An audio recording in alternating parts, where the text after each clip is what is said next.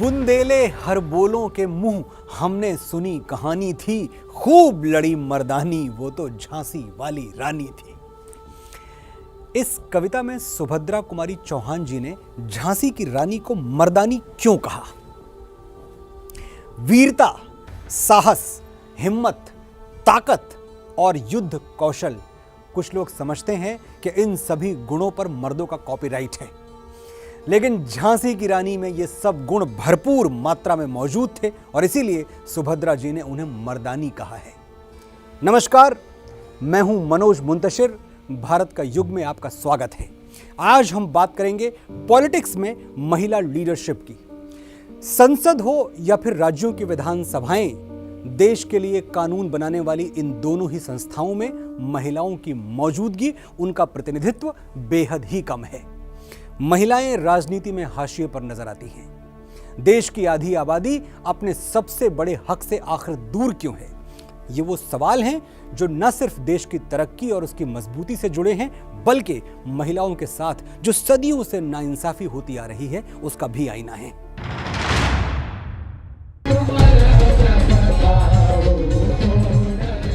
महाराष्ट्र के अमरावती से सांसद नवनीत राणा हनुमान चालीसा को लेकर सुर्खियों में रही हैं। संसद से सड़क तक नवनीत राणा के राजनीतिक सफर में आक्रामक संघर्ष की खुशबू शामिल रही है। फिल्मों और मॉडलिंग की दुनिया में जलवा बिखेर चुकी नवनीत राणा की राजनीति में एंट्री उनके पति रवि राणा ने ही कराई थी, जो खुद अमरावती की वडनेरा सीट से विधायक हैं। एक जगह पे जब हम बैठे थे और बच्चों से चर्चा करनी शुरू की, तो एक स्टूडेंट ने उठ के ये कहा कि आज भी हम फीमेल्स को, वुमेन्स को क्यों डोमिनेशन किया जाता है। मैं भी एक इंडिपेंडेंट वुमेन हूँ जो महाराष्ट्र से जीत के आती हूँ, इंडिपेंडेंट खुद के मेहनत पे, और मेरे जैसी विमेन को भी डोमिनेट किया जाता है। डोमिनेट करने वाले यहाँ पर, और इन्होंने मुझे 14 दिन जेल में डाला, इनके वजह से आई। उनको पूछिए क्यों डाला मेरी जेल में, पर उनके पास कोई उत्तर नहीं था। महिला नेतृत्व की मिसाल बनकर उभरी नवनीत राणा को राजनीति के मैदान में कई चुनौतियों से होकर गुजरना पड़ा है। साल 2019 का लोकसभा चुनाव जीतकर वो पहली बार देश की संसद में पहुंची थी। 540 सदस्यों वाली मौजूदा 17वीं लोकसभा में नवनीत राणा के अलावा 80 और महिला सांसद हैं, जो संसद में महिला सांसदों की अब तक की सबसे बड़ी संख्या है। साल 1951 में 543 सदस्यों वाली देश की पहली लोकसभा में 24 महिला सांसद पहुंची थी, यानी महिलाओं का प्रतिनिधित्व 4.42% था। साल 2009 में 15वीं लोकसभा में पहली बार संसद में महिलाओं की संख्या दहाई आंकड़े तक पहुंची, यानी 560 सदस्यों वाली लोकसभा में 11.43%, यानी 64 महिला सांसद चुनी गई थी। 16वीं लोकसभा में महिला सांसदों की संख्या 68 हुई और 2019 की 17वीं लोकसभा में कुछ और बढ़कर 81 हो गई, यानी मौजूदा लोकसभा में 15% महिलाओं का प्रतिनिधित्व है। लोकसभा में महिला सांसदों का यह सबसे बड़ा नंबर है। इसी तरह आजादी के बाद पहली बार बनी जवाहरलाल नेहरू की सरकार में 20 कैबिनेट मंत्रियों में सिर्फ एक महिला मंत्री राजकुमारी अमृत कौर थी, जिन्हें स्वास्थ्य मंत्रालय दिया गया था। वहीं वर्तमान केंद्र सरकार में अभी तक की सबसे ज्यादा 11 महिला मंत्री हैं। बावजूद इसके राजनीति में महिलाओं का नेतृत्व आज भी बेहद कम है। आंकड़ों पर नजर डालें तो स्थिति और साफ हो जाती है। 2019 के लोकसभा चुनाव में जहां करीब 47 करोड़ यानी 52% पुरुष मतदाता थे, वहीं करीब 44 करोड़ यानी 48% वोटर महिलाएं थीं। इस चुनाव में पुरुषों ने 67% मतदान किया, वहीं महिलाओं ने उनसे ज्यादा 67.18% मतदान किया था। इन आंकड़ों से जाहिर है कि राजनीति में महिला नेतृत्व का ग्राफ आज भी काफी नीचे है, जिसकी कई वजहें रही हैं, जिनमें से एक महिला आरक्षण बिल भी है, जो पिछले 25 साल से देश की संसद में अटका पड़ा है।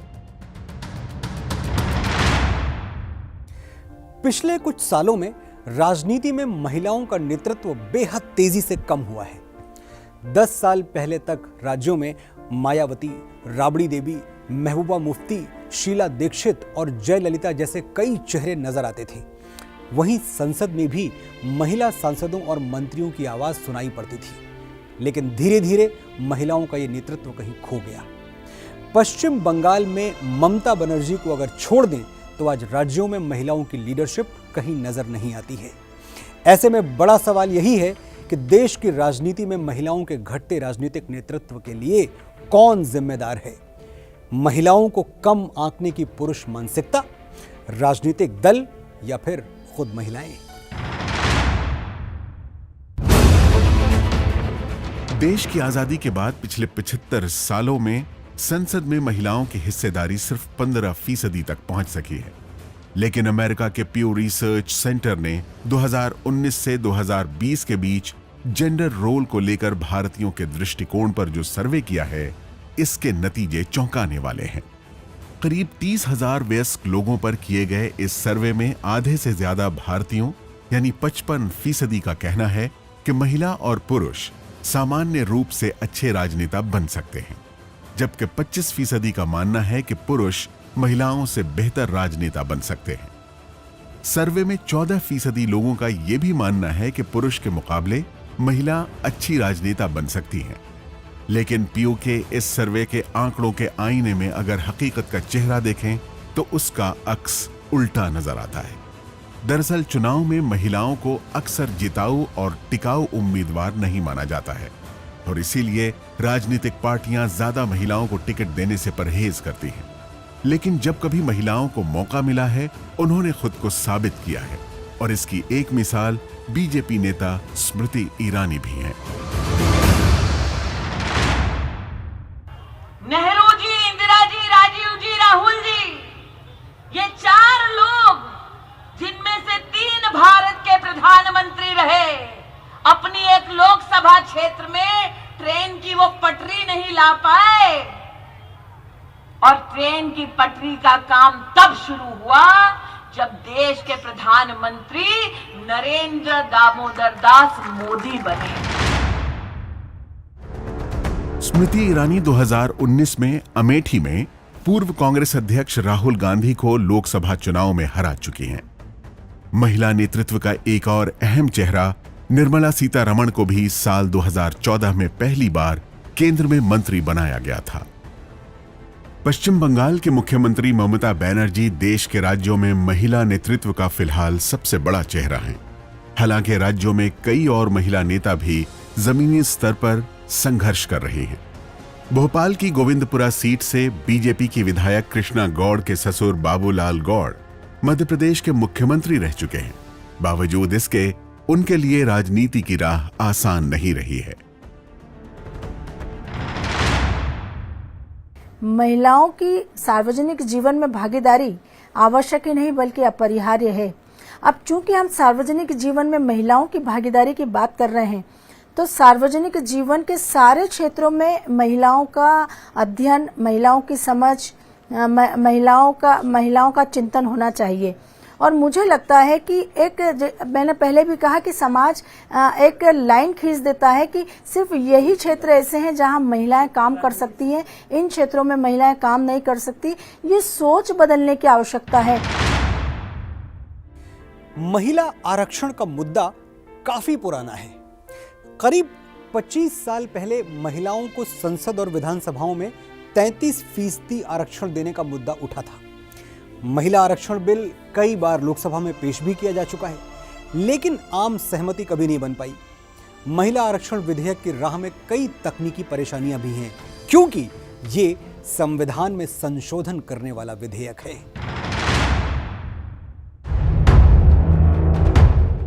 साल 1975 में जब इंदिरा गांधी प्रधानमंत्री थीं, तब टुवर्ड्स इक्वालिटी नाम की एक रिपोर्ट आई थी, जिसमें हर क्षेत्र में महिलाओं की स्थिति के अलावा उनके लिए आरक्षण की बात कही गई थी। पहली बार महिला आरक्षण विधेयक 1996 में HD देवेगौड़ा की सरकार ने संसद में पेश किया था, जो आज तक पास नहीं हो सका है। बिल के विरोधियों का कहना है कि इससे सिर्फ शहरी महिलाओं को फायदा होगा और इसीलिए इसमें दलित और OBC महिलाओं के लिए कोटे के अंदर कोटे की मांग की गई। देश की संसद में 33% सीटें महिलाओं के लिए आरक्षित करने वाला यह बिल 2010 में राज्यसभा से पास भी हुआ, लेकिन समाजवादी पार्टी, बहुजन समाज पार्टी और राष्ट्रीय जनता दल जैसी पार्टियों के भारी विरोध के चलते लोकसभा में पास नहीं हो सका।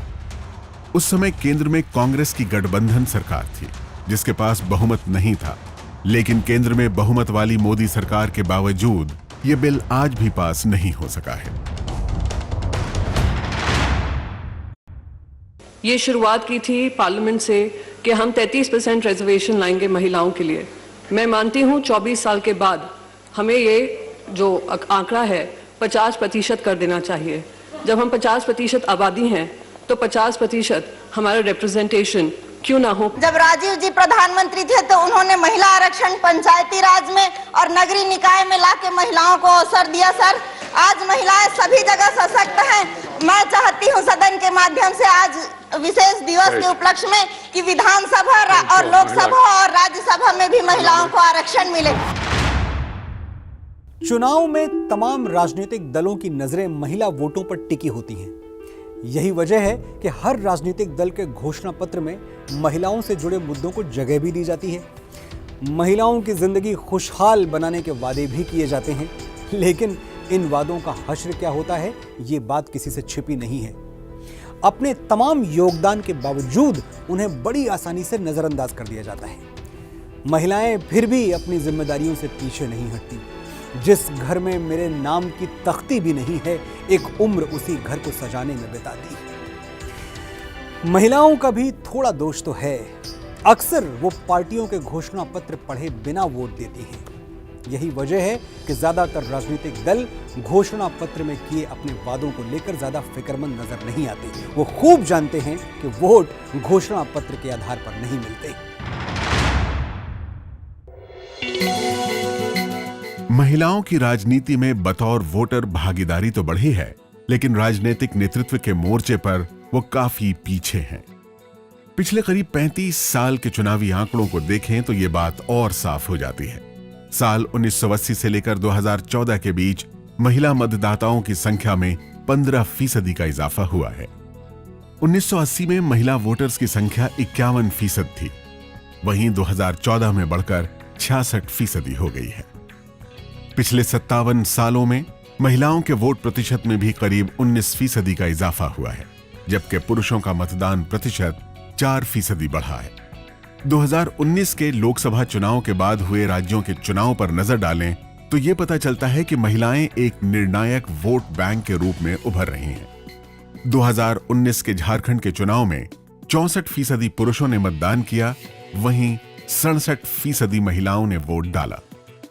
2020 के बिहार चुनाव में 54% पुरुषों ने मतदान किया, तो वहीं 59% महिलाओं का वोट पड़ा। इसी तरह 2021 के पश्चिम बंगाल के चुनाव में भी 81% पुरुषों ने मतदान किया, तो वहीं 82% महिलाओं ने वोट डाला। इन आंकड़ों से यह साफ है कि महिलाएं पहले की तुलना में ज्यादा वोट कर रही हैं और पुरुषों के मुकाबले उनका वोटिंग प्रतिशत भी ज्यादा है। यही वजह है कि राजनीतिक दलों के लिए महिला वोट बैंक एक अहम मुद्दा साबित हो रहा है। जिन पार्टियों ने महिलाओं को ध्यान में रखकर योजनाएं चलाई या चुनावी वादे किए, उन्हें इसका चुनाव में फायदा भी मिला है। 2019 के आम चुनाव में 30% महिलाओं ने बीजेपी को वोट किया, वहीं यूपी के हाल के चुनाव में 46% महिलाओं ने बीजेपी को वोट देकर जिताया। पश्चिम बंगाल के 2021 के चुनाव में 50% महिलाओं ने ममता बनर्जी की टीएमसी को वोट दिया, वहीं दिल्ली के चुनाव में आम आदमी पार्टी को 60% महिलाओं के वोट मिले। जाहिर है पिछले कुछ चुनावों में महिलाओं का वोट निर्णायक रहा है। यही वजह है कि चुनाव में राजनीतिक दल महिला वोटर्स को लुभाते नजर आए हैं, लेकिन चुनाव में महिलाओं को उम्मीदवार बनाने के सवाल पर कन्नी काट जाते हैं। 2019 के लोकसभा चुनाव में बीजेपी ने 55 महिलाओं को टिकट दिए थे, जिनमें से 41 सीटों पर महिलाएं जीती। वहीं कांग्रेस ने 54 महिलाओं को टिकट दिया, जिनमें सिर्फ 4 जीती। बीएसपी ने 24 महिलाओं को मैदान में उतारा, जिनमें से 1 जीती, और तृणमूल कांग्रेस ने 23 महिला उम्मीदवारों को चुनावी मैदान में उतारा, जिनमें से 9 जीती। दिलचस्प बात यह है कि पिछले 3 लोकसभा चुनाव में महिला उम्मीदवारों की जीत का प्रतिशत पुरुषों से ज्यादा रहा है। 2014 के लोकसभा चुनाव में महिला उम्मीदवारों का सक्सेस रेट 9% था, जबकि पुरुषों का 6% रहा। 17वीं लोकसभा में भी अभी तक की सबसे ज्यादा महिला उम्मीदवार जीतकर आई हैं। बावजूद इसके राजनीतिक दल महिलाओं को चुनाव में तरजीह नहीं देते हैं और यही वजह है कि सक्रिय राजनीति में महिलाएं कम आ पाती हैं।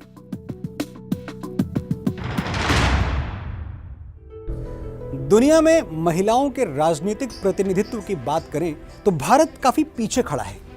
संसद और विधानसभा में महिलाओं को प्रतिनिधित्व देने के मामले में 183 देशों की सूची में अफ्रीकी देश रवांडा नंबर 1 पर है और भारत काफी पीछे 134वें पायदान पर खड़ा है। और ये हाल तब है जबकि महिलाओं को सम्मान और समानता की विचारधारा हमारे देश में हमेशा से ही मजबूत रही है। देश की पहली महिला प्रधानमंत्री इंदिरा गांधी की 5वीं, 6ठी और 9वीं कैबिनेट में एक भी महिला कैबिनेट मंत्री नहीं थी। लेकिन केंद्र की मौजूदा सरकार में महिलाओं की स्थिति बेहतर हुई है और मोदी सरकार में 11 महिलाएं मंत्री हैं। पिछले कुछ साल में संसद में महिलाओं का प्रतिशत भी बढ़ा है और मौजूदा लोकसभा में 15% महिला सांसद हैं। लेकिन दूसरे देशों की तुलना में ये अभी भी कम है। अफ्रीकी देश रवांडा में महिला सांसदों की संख्या 63%, दक्षिण अफ्रीका में 43%, ब्रिटेन में 32%, अमेरिका में 24%, बांग्लादेश में 21% और पाकिस्तान में भी 20% महिला सांसद हैं। इंटर पार्लियामेंट्री यूनियन की रिपोर्ट के मुताबिक संसद में महिलाओं के प्रतिनिधित्व के मामले में 193 देशों में भारत 148वें नंबर पर है। विश्व स्तर पर संसद में 22% महिलाओं की भागीदारी है, वहीं भारत का औसत सिर्फ 12% है। लेकिन देश के निचले राजनीतिक सिस्टम में महिला नेतृत्व तेजी से बढ़ा है। 1992 के 73वें संवैधानिक संशोधन के जरिए ग्राम पंचायतों में मुखिया के 1/3 पद महिलाओं के लिए आरक्षित किए गए थे। करीब 21 राज्यों ने पंचायतों में 50% पद महिलाओं के लिए आरक्षित किए हैं, जिसके नतीजे भी देखने को मिले हैं। केंद्र सरकार ने 2017 में बताया कि देश की पंचायतों में करीब 1 लाख महिला सरपंच हैं और इनकी सबसे ज्यादा संख्या उत्तर प्रदेश में है। महिलाओं की राजनीति में भागीदारी इसलिए भी जरूरी है क्योंकि उनका नजरिया अलग होता है और इस नजरिए की समाज को जरूरत है। राष्ट्र निर्माण में महिलाओं की भागीदारी समाज को ज्यादा संवेदनशील बनाती है और एक तरह से बराबरी भी कायम करती है। सही मायने में देश में लोकतंत्र भी तभी कायम हो सकता है जब समाज के हर तबके को बराबरी का मौका मिले, खास तौर पर महिलाओं को। राजनीति में महिलाओं की भागीदारी और उनके नेतृत्व को कैसे बढ़ाया जा सकता है, आइए इस बारे में विशेषज्ञों की राय भी जान लेते हैं। राजनीतिक इच्छा शक्ति चाहिए राजनीतिक दलों को महिलाओं को भागीदारी देने में। वर्तमान में बीजेपी की सरकार है। यदि कश्मीर से 370 हटाने लायक जटिल बिल 35A जो लग रहा था नहीं पास होगा, वो यदि सत्ता पक्ष ने राज्यसभा से पास करते हुए लोकसभा में लाया तो फ्लोर मैनेजमेंट है। यदि आप 3 किसानों के बिल पास कर सकते हो जिसके लिए बहुत विरोध था, तो ये तमाम चीज़ें करने के बाद महिला रिजर्वेशन का बिल आप क्यों पास नहीं कर सकते? आप बिल्कुल पास कर सकते हैं। ये मौका देने की बात है और ये हमारे राजनीतिक दलों को भी देखना पड़ेगा कि उनकी राष्ट्रीय कार्यकारिणी में उनके जो उच्च स्तर के पदाधिकारी हैं वहाँ पर महिलाओं की भागीदारी क्या है। अभी भी माना जाता है कि राजनीति महिलाओं के लिए एक मुश्किल काम है और जब तक आप उनको उच्च स्तर के नेतृत्व पर नहीं लाओगे तो उनके दावा भी उस तरीके से मजबूत नहीं होगा। तो ये मेरे ख्याल से इंट्रोस्पेक्शन करना चाहिए हमारी पूरी राजनीतिक व्यवस्था को। उनको सोचना चाहिए कि समय बदल रहा है। हमारे पुरुष प्रधान समाज में आज भी आधी आबादी को वो हक हासिल नहीं हो सका जिसकी वो हकदार है। देश की राजनीति में तो पुरुषों का दंभ इतना ज्यादा है कि वो महिलाओं के राजनीति में आने का न सिर्फ विरोध करते रहे हैं बल्कि महिला आरक्षण की राह में रोड़े भी अटकाते रहे हैं। चुनाव करीब आते ही राजनीतिक दल महिलाओं को लुभाने में जुट जाते हैं, लेकिन घोषणा पत्र में किए गए वादे तो बस वादे हैं, वो तो किए ही जाते हैं तोड़ने के लिए। इंदिवर जी बहुत पहले लिख के चले गए, कस्में वादे प्यार वफा सब बातें हैं बातों का क्या। शायद कभी तस्वीर बदले, शायद नारी को पूजने वाला हमारा देश नारी को नेतृत्व देना भी सीखे। अगले हफ्ते मैं फिर लौटूंगा भारत का युग लेकर। मनोज मुंतशिर को आज्ञा दीजिए। नमस्कार।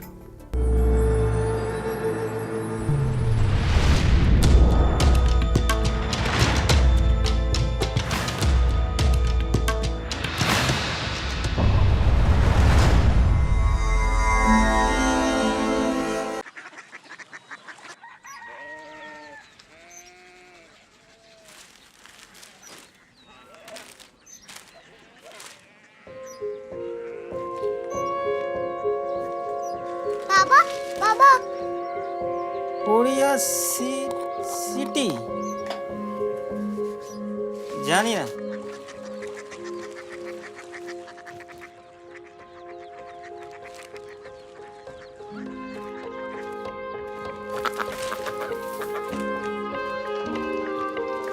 Korea city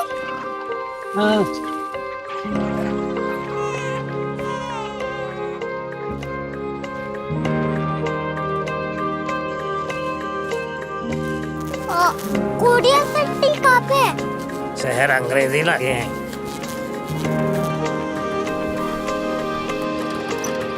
Korea city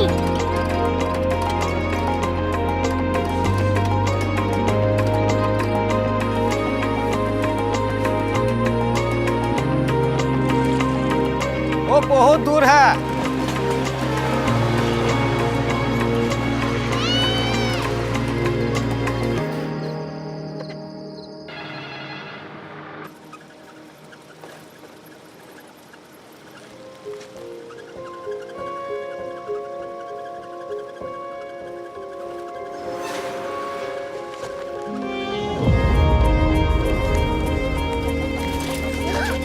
Korea city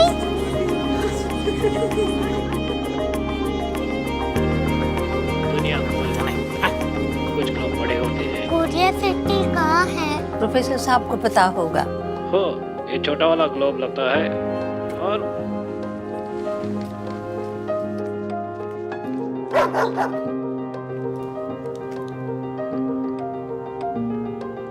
पता नहीं, मेरी बेटी से जाके मिल लो, शायद उसे मालूम हो।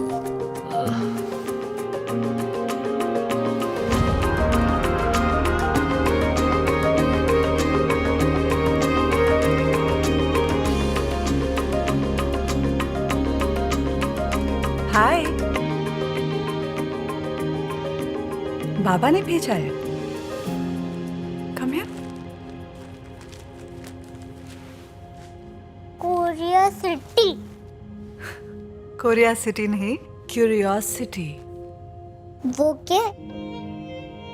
That's what brought you here?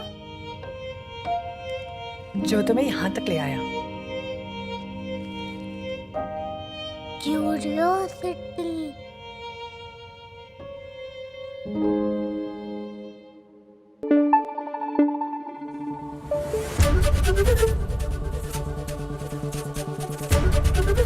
ABP news आपको रखे आगे।